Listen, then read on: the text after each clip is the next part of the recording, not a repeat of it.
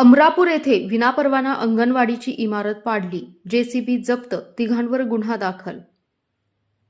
अमरापूर तालुका कडेगाव येथे ग्रामपंचायतीची कोणतीही पूर्व परवानगी न घेता आणि प्रशासनाला पूर्वकल्पना न देता गावातील सुमारे 25 वर्ष जुनी शासकीय अंगणवाडीची इमारत जेसीबीच्या सहाय्याने पाडल्याचा धक्कादायक प्रकार उघडकीस आला आहे.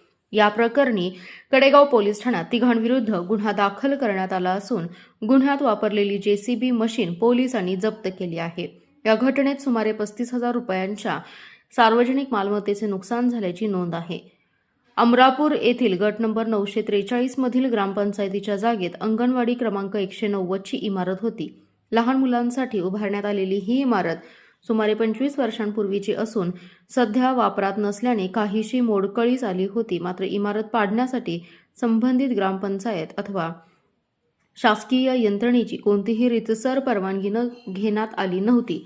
पोलिसांनी दिलेल्या माहितीनुसार दिनांक 8 एप्रिल 2026 रोजी दुपारी 4 वाजण्याच्या सुमारास आरोपींनी संगनमत करून MH11 CW 2755 या क्रमांकाच्या जेसीबी मशीनच्या सहाय्याने ही शासकीय इमारत जमीनदोस्त केली. कोणतीही वैधानिक प्रक्रिया न पाळता शासकीय मालमत्तेची तोडफोड केल्याने या घटनेने तालुक्यात खळबळ उडाली आहे.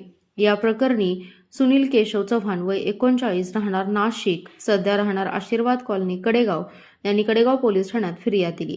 त्यांच्या तक्रारीवरून पोलिसांनी मंदार वसंत माने, वसंत पांडुरंग माने, समीर शिवाजी देशमुख सर्व राहणार अमरापूर तालुका कडेगाव यांच्या विरुद्ध गुन्हा दाखल केला आहे. आरोपींवर सार्वजनिक संपत्ती नुकसान प्रतिबंध अधिनियम 1984 चे कलम 3.1 तसेच भारतीय न्याय संहिता कलम 324(3) व 3.5 अन्वये गुन्हा नोंदवण्यात आलाय. अद्याप या प्रकरणातील आरोपींना अटक करण्यात आलेली नसून पुढील तपास सुरू असल्याची माहिती पोलिसांनी दिली. घटनेची माहिती मिळताच पोलिसांनी तात्काळ घटनास्थळी धाव घेतली आणि गुन्ह्यात वापरलेली जेसीबी मशीन जप्त केली.